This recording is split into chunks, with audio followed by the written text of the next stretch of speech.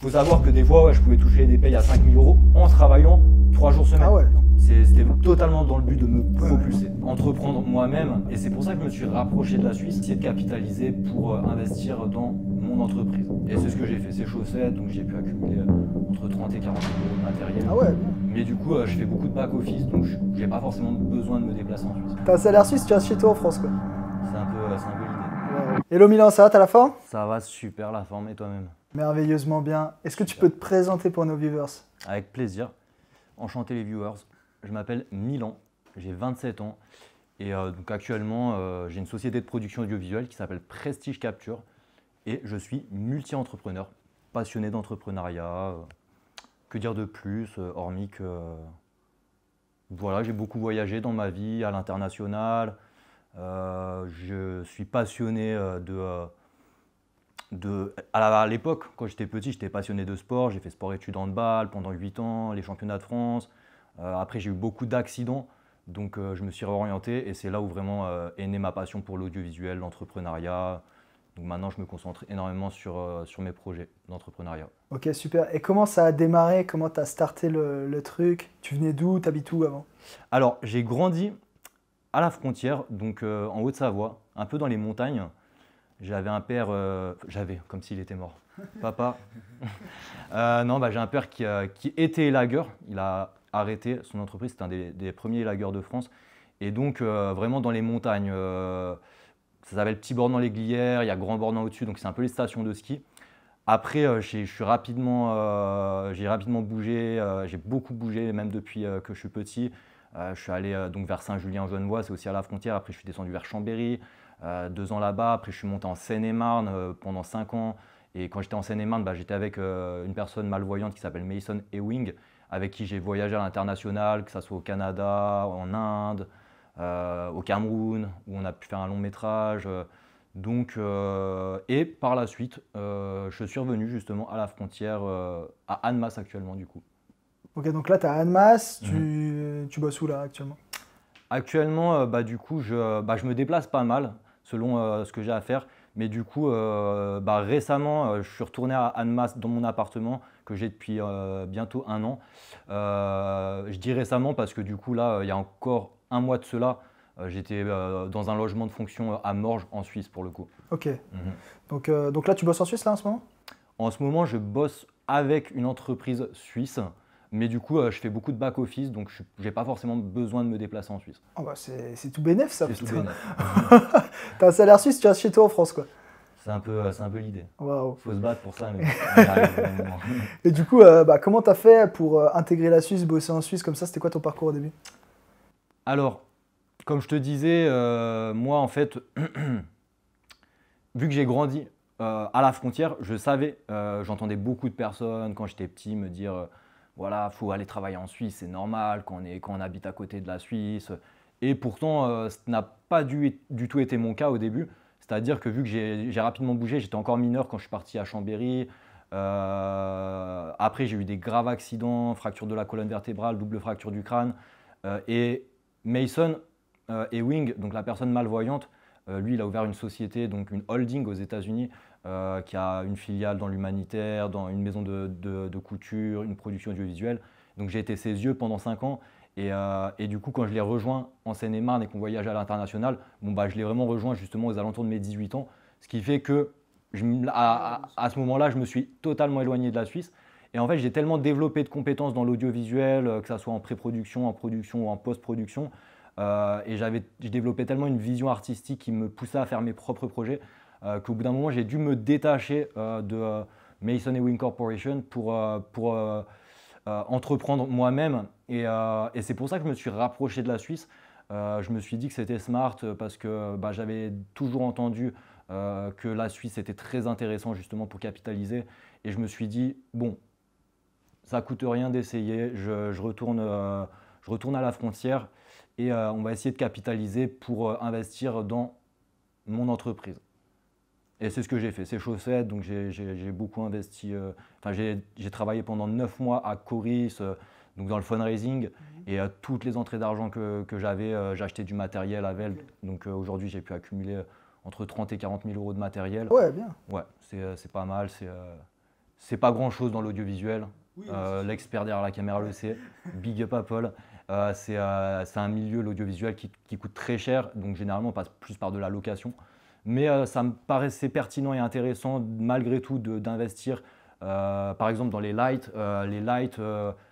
Elles sont pas forcément rapidement obsolètes. Les caméras, ça va très vite. Mais du coup, voilà, je trouvais que ça intéressant d'investir parce que vu que j'avais beaucoup de déplacements et que j'avais des projets à l'international, je me suis dit, ouais, il faut que j'ai mon propre matos dans tous les cas. Et j'ai pas lésiné, j'ai accumulé pas mal de matériel, quoi. Ouais, donc tu as profité de la Suisse pour avoir pas mal de cash, coffré, pouvoir investir dans ça. Ouais, exactement. Donc j'ai jamais coffré clairement parce que moi, dès que l'argent elle rentre, elle est directement redirigée. Je réinvestis continuellement. Mais du coup, ouais, totalement. C'était vraiment mon but, mon objectif quand j'ai commencé à travailler en Suisse, c'est de pouvoir justement réinvestir un maximum d'argent dans mes investissements audiovisuels. À l'époque, j'étais déjà totalement dans la crypto-monnaie, même avant la Suisse. Donc j'ai beaucoup aussi investi là-dedans.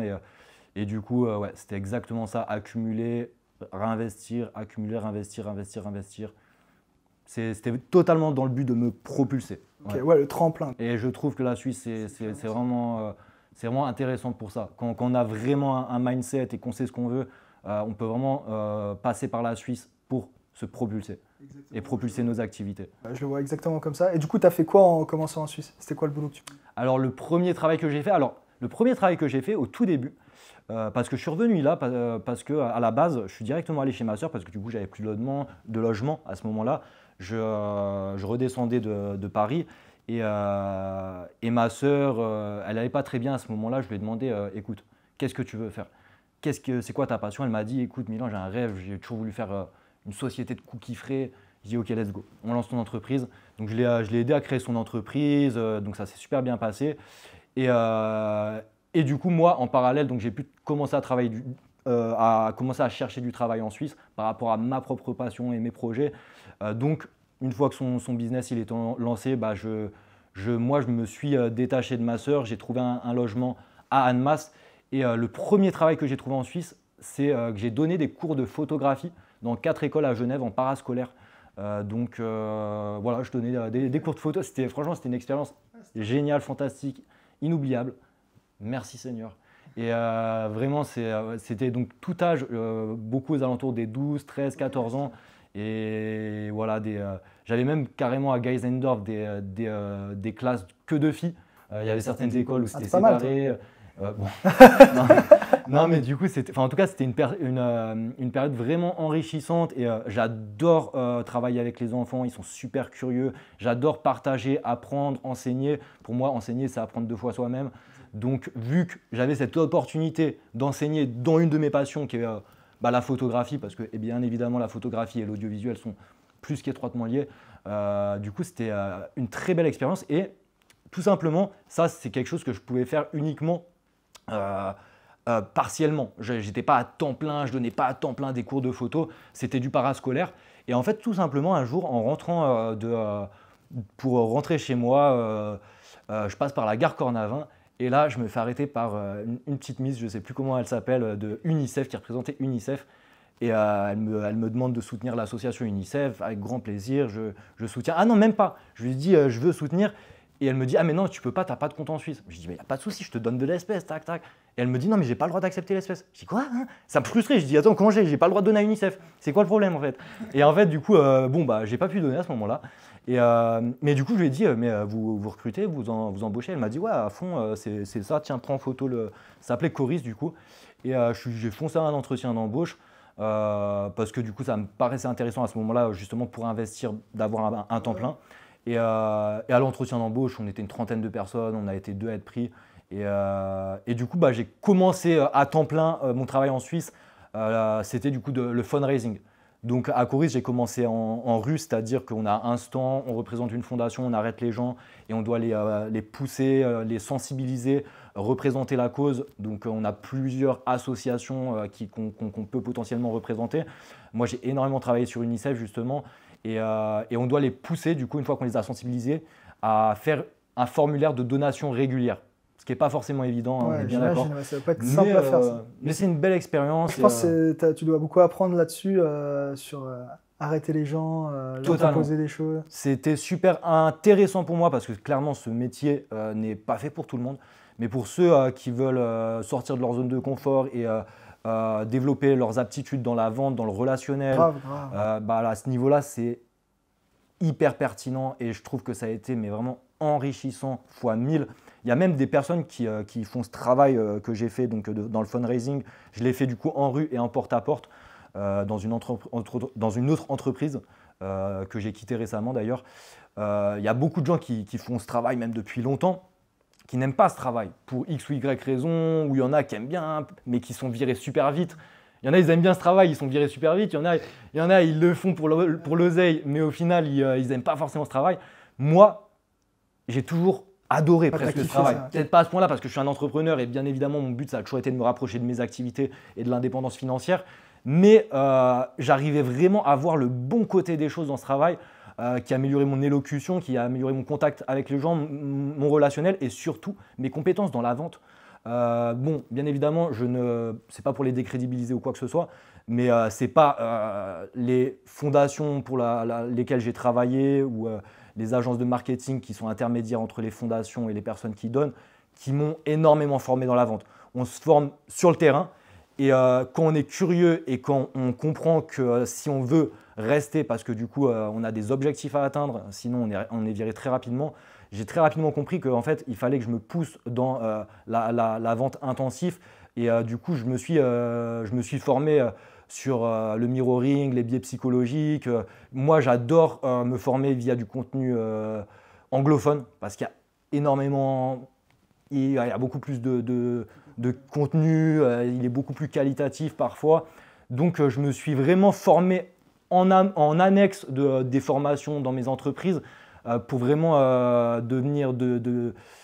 développer mes compétences dans la vente. Et du coup, vu que je faisais ce travail et qu'il était intrinsèquement lié à la vente et que je trouve que la vente, le relationnel dans notre vie, c'est une compétence fondamentale qui peut beaucoup nous apporter, ça m'a toujours plu de travailler quand je n'avais pas vraiment le choix et que je devais être salarié dans ce type d'entreprise. Et d'autant plus, quelque chose que j'ai toujours énormément apprécié dans ce type d'entreprise, c'est la flexibilité. C'est un des rares travails où tu peux avoir quand même beaucoup de flexibilité. Tu peux choisir tes jours. Tu gères un peu comment tu bosses. Exactement. Tu n'es pas obligé de travailler 5 jours semaine. Okay. Voilà, plus tu veux être payé, plus tu charbonnes. Mais moi, voilà. Du coup, par rapport à ça, tu gagnais combien ? Par rapport à ça, je devais être… Alors, vu que moi, justement, je travaillais aux alentours des 3 jours semaine, voire 4 jours semaine, que ça soit, j'ai fait 2 entreprises dans le fundraising en Suisse. La dernière que j'ai faite me payait beaucoup mieux, puis j'ai aussi eu des postes dans le management, j'ai pas mal évolué. Mais ça a toujours tourné mes payes ont toujours tourné autour des 3 000 francs à 5 000 francs. C'est-à-dire que même des fois, donc on peut presque convertir en euros, hein, c'est à peu près similaire. Faut savoir que des fois, je pouvais toucher des payes à 5 000 euros en travaillant 3 jours semaine. Tout simplement parce que je faisais des bonus. Quand tu es performant et que tu es bon dans la vente, il y a souvent des entreprises qui fonctionnent avec des systèmes de paliers, de bonus. Et du coup, je pouvais même en faisant 3 jours semaine, parfois toucher des payes qui montaient jusqu'à 5 000 euros. J'ai rarement fait plus, très rarement, parce que voilà, c'est compliqué quand tu fais que 3 jours par semaine. Et en toute honnêteté, je suis le premier à l'assumer. J'étais pas, voilà, j'ai rarement autant charbonné. Plus je me formais et que j'avais des facilités dans la vente, plus moi, sur mes journées de travail, je bossais sur mes business. En fin de journée, j'allais faire 3-4 membres comme ça. Je fonçais. Bon, faut toujours, surtout à Coris, voilà, il y a des entreprises en fait, qui demandent beaucoup de volume et moins de qualité. Et il y a des entreprises comme la dernière où j'ai travaillé qui demandent énormément de qualité, donc qui mettent moins de pression pour le volume. Donc quand tu cherches de la qualité, tu peux moins faire des membres rapidement, quoi que ce soit. Et du coup, est-ce que c'est full commission ou tu avais quand même un fixe ? Fixe. J'ai toujours eu un fixe. J'ai toujours eu un fixe dans toutes les entreprises où j'ai travaillé en Suisse. En ce moment-là, je suis chargé de recrutement pour une entreprise qui, eux, propose une opportunité qui n'est pas un fixe, des initiatives populaires. Mais donc, moi, ce n'est pas ce que je fais. Hein. Mais moi, les activités que j'ai faites sur le terrain, ça a toujours été des fixes. Donc, dans le fundraising, on représente une fondation. C'est de la vente en soi parce qu'on doit pousser les gens à donner à une fondation. Donc, ils n'ont strictement rien en retour, à part le fait qu'ils ont fait une belle action, tout simplement. Donc il y a beaucoup de, il y a beaucoup de biais psychologiques. Faut arriver à avoir des leviers émotionnels, de les sensibiliser, de s'intéresser à eux. Ça doit pas être facile comme boulot. Hein. C'est pas évident, c'est pas facile et c'est pour ça que je comprends entièrement tous les gens qui ne sont pas fans de ce travail ou qui n'y arrivent pas ou qui en disent du mal, peu importe, ce n'est pas fait pour tout le monde. Non, mais c'est clair. Ok, top. Et du coup, combien tu arrives à épargner, on va dire, ou à investir? Tu investis beaucoup chaque mois. C'est très dur de répondre à une telle question parce que justement, vu que je suis multi-entrepreneur et j'ai des activités très différentes à gérer, donc j'ai pas toujours eu des emplois fixes. En général, ouais, je pense que je tourne aux alentours des 3 000, 4 000 euros. Ah ouais. Et des fois, sachant que ouais, voilà, je ne parle pas d'épargne, je parle clairement de réinvestissement. Oui, à chaque bien fois. sûr, mais peu importe, Mais tant que tu le mets totalement, pas. j'ai pu, par moment beaucoup moins. Par moment, je pouvais réinvestir uniquement 1000, 1500 euros parce que du coup, j'avais énormément de charges, énormément parce que plus on évolue, plus on a des problèmes financiers qui évoluent avec nous. Et puis par moment, ouais, j'ai même pu épargner jusqu'à des 4 000, 5 000 euros. Donc ça fluctue pas mal parce que je suis quelqu'un qui est un aventurier, qui a une routine de vie, qui n'a pas de routine de vie en fait, j'ai énormément de mouvements dans ma vie, donc il y a énormément de fluctuations même au niveau des rentrées d'argent. Mais ouais, en moyenne, par là, surtout quand je suis à côté de la Suisse. Ok, pas mal. Et du coup, là, c'est quoi tes projets là par la suite? C'est quoi que tu aimerais faire? Alors, mes projets par la suite, en fait, dans ma production audiovisuelle, j'étais assez rapidement plafonné. Moi, je suis un passionné d'entrepreneuriat. J'adore scale un business. Et du coup, ma passion, l'audiovisuel, j'ai remarqué qu'en fait, j'aime bien dire ça maintenant aux gens. Il y en a qui me disent, mais putain, Milan, tu vis de ta passion, tu peux vivre de ta passion. Bien sûr, je peux vivre de ma passion. À tout moment, là, j'arrête, je ne travaille pas en Suisse. Mon entreprise, elle tourne, je peux avoir des clients, il n'y a pas de souci. Mais je leur dis, ce n'est pas mon but en fait de vivre de ma passion. Ma passion, c'est l'audiovisuel. Mais est-ce que ma passion, c'est de travailler pour des clients, pour des visions, pour des projets qui ne m'intéressent pas forcément? Ma passion dans l'audiovisuel avant tout, c'est l'aspect créatif. Et ce que j'aimerais avant tout, par la suite, c'est pouvoir autoproduire et de pouvoir créer mes propres projets audiovisuels. Et pour cela, pour pouvoir être en mesure d'autoproduire, d'autofinancer nos projets, faut avoir beaucoup d'argent. Et du coup, clairement, au bout d'un moment, je me suis dit, mais attends, là, je suis plafonné, j'ai énormément de montage, j'ai des gros tournages, ça me prend énormément de temps. Donc, même si je fais des offres haut de gamme, même si je peux facturer des clips chers, c'est en termes de temps, des fois, c'est 2, 3, 4 mois de travail sur certains projets. Et intensif en fait. Et je me suis dit, oula, non, je suis trop plafonné. Comment je vais pouvoir faire pour scale mon business, pour pouvoir faire en sorte de générer plus d'argent? Parce que oui, avant tout, je suis passionné par l'entrepreneuriat. Et du coup, en fait, j'ai développé une offre de consulting que je peux du coup gérer à distance. Donc, je me suis associé avec Florent et Maël qui sont spécialisés dans les intelligences artificielles, dans les automatisations. Et je trouvais que c'était hyper cohérent justement pour également mon offre de consulting. Et du coup, j'ai développé une offre dématérialisée que je vais pouvoir proposer à énormément de personnes à distance pour pouvoir les accompagner dans la création de contenu digital, améliorer la qualité de leur contenu, améliorer du coup la… super, tu pourras m'aider alors. Avec grand plaisir, il est là pour ça. Nickel, non mais c'est top. Du coup, donc la Suisse pour toi, c'était le tremplin pour t'aider dans tes business et dans tes projets entrepreneuriaux. Totalement, ouais. Donc ton objectif en Suisse, c'était ok, je rentre en Suisse pour développer mes business, quoi. C'est exactement ça. C'est exactement ça. Mon objectif, c'est de travailler tant de temps, d'investir pour mon entreprise. Et après, moi, mon but, à chaque fois que je travaille en Suisse, c'est d'arrêter le plus vite possible. Et à chaque fois que je dois être salarié en Suisse, je prends ça presque comme un échec. Écoute, je me suis dit exactement la même chose. Quand je suis arrivé en Suisse, je me suis dit, écoute, maintenant je suis arrivé. Maintenant le but, c'est d'y ressortir le plus vite possible pour coffrer au maximum, investir et sortir, quoi. Totalement. C'est comme ça que je vois les choses. Mais après, ceux qui font leur vie en Suisse, c'est très bien aussi. Et chacun sa vie, tu vois. C'est vrai.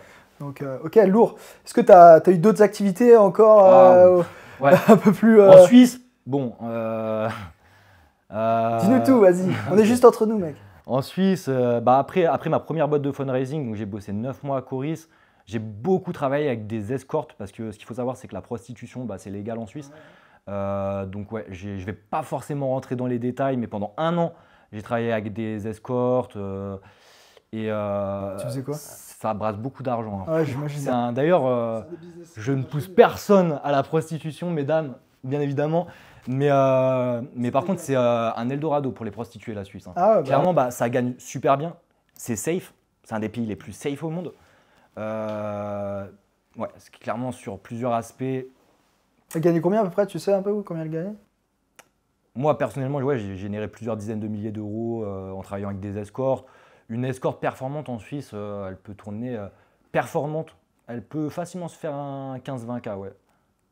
Tout dépend de à quel point elle est indépendante. Tout dépend de si elle passe par une structure ou pas. Ça dépend de beaucoup de facteurs. Ça peut être entre 10 et 20K. Moins de 10K, à la mise, il faut qu'elle se remette en question. Et tu faisais quoi dans cette boîte? Dans quelle boîte? Dans cette boîte d'escorte? Non, c'est... On va pas trop rentrer dans les détails, hein, mais voilà, disons que moi je m'occupais du marketing. Voilà. Ok, ouais. Fallait vendre le produit, quoi. Ouais, marketing. Voilà, j'ai une société de production audiovisuelle, donc j'étais en mesure de pouvoir mettre à jour les catalogues des Miss. Je suis pas vraiment Team OnlyFans, tout ça, même si du coup ça aurait pu être cohérent parce que je suis calé dans le marketing digital, j'étais vraiment sur le terrain pour le coup. Ouais. Ok. Je les accompagnais, il faut gestionner la sécurité, il faut gestionner beaucoup de choses. Bien évidemment, voilà, moi j'ai toujours travaillé dans un circuit totalement légal, je n'ai rien à me reprocher. Mais voilà, c'est dans des domaines assez variés que j'ai pu travailler avec des escortes. Ouais. Ok, belle expérience. Ouais, belle expérience. Le plus vieux métier du monde. Hein. Exact. Et puis sinon, sinon en Suisse, uniquement fundraising, escort et courte photographie. Après, dans mes activités, vu que je suis multi-entrepreneur, je suis dans le commerce international en tant qu'apporteur d'affaires. Là, je suis en pleine négociation avec une conciergerie pour le rachat d'une conciergerie. Why not? J'allais en parler avec Florent justement. D'ailleurs, petite aparté, là on va avoir un rendez-vous avec Loïc Cardin, qui est responsable de toutes les conciergeries. On en parlera plus tard. Donc je suis multi-entrepreneur. Moi, je suis vraiment passionné par l'entrepreneuriat et c'est pour ça que j'ai totalement fait le choix stratégique de mettre, pas entre parenthèses, mais de me détacher un petit peu de ma production audiovisuelle. Donc, je pouvais prendre beaucoup moins de clients, même pour la prestation de service, pour non seulement développer mon offre de consulting pro et développer d'autres business qui, à mes yeux, sont plus rentables que la production audiovisuelle. Parce que c'est comme ça que je vais pouvoir générer des sommes d'argent assez conséquentes pour un jour pouvoir autoproduire. À côté de ça, je me suis aussi beaucoup formé dans les investissements, dans la crypto-monnaie. Moi, je suis beaucoup dans le swing trading uniquement quand j'ai le temps. C'est une discipline.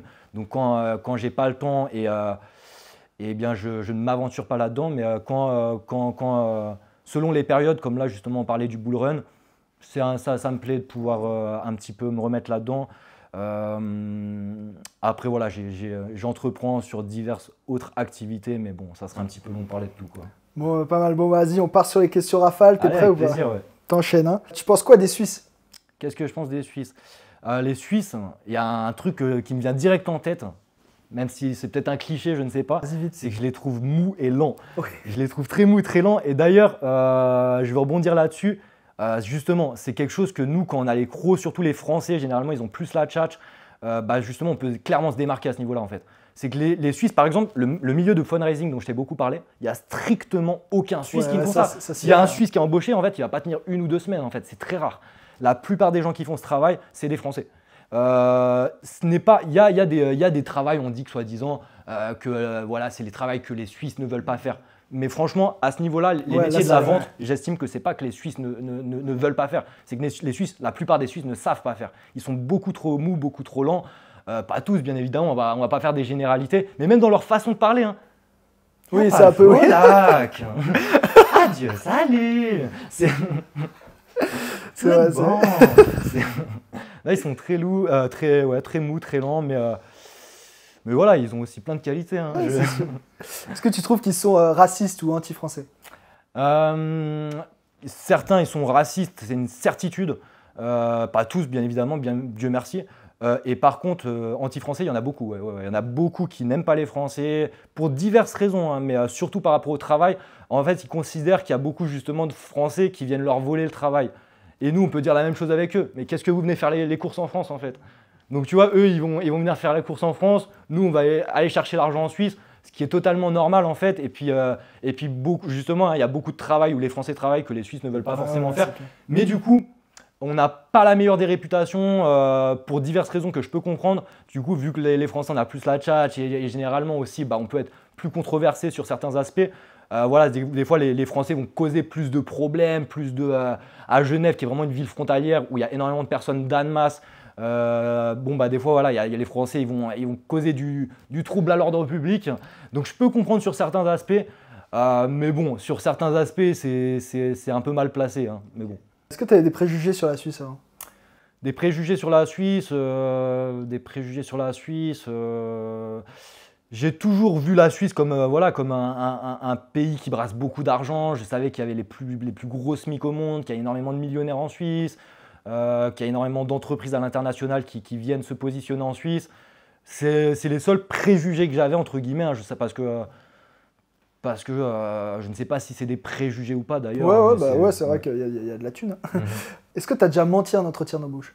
Je dirais pas menti, mais j'ai déjà embelli la réalité probablement. Ouais. Je trouve que ça fait partie de la psychologie. Il faut savoir, de toute façon, quand on est perspicace et face à un employeur, vraiment délivrer la meilleure version de nous-mêmes. Et j'ai des aptitudes pour embellir la réalité, donc pourquoi pas. Mais je n'irai pas jusqu'au mensonge, non. T'es marseillaine, hein? Non, je ne suis pas marseillaine. Ça s'entendrait sinon à l'accent. Combien tu souhaiterais gagner dans 5 ans? Actuellement, disons que ouais, si je suis aux alentours des 50 000 €, c'est déjà pas mal. C'est déjà pas mal, ce serait déjà une belle victoire, clairement. Ouais, ça me paraît envisageable en tout cas. 50K? Ouais. Vas-y, on vise les 50K. On vise les 50K. J'ai pas envie d'être trop gourmand non plus, hein. Faut savoir doser. Et à partir de combien, du coup, tu te considérais riche ou quelqu'un de riche? Pour moi, quelqu'un qui est riche, il peut dépenser plus de 50 000 € par mois, en fait. Parce qu'en soi, justement, si on parle de capitalisation, pour moi, un millionnaire n'est pas riche en soi. Pour moi, il faut déjà être multimillionnaire pour vraiment que je considère cette personne comme riche, en fait. Et même quelqu'un qui est multimillionnaire, entre un millionnaire qui a 1 million sur le compte bancaire et un millionnaire qui a 1 million en biens, en soi, il y a beaucoup de gens qui diraient « ouais, je préfère avoir 1 million sur mon compte bancaire ».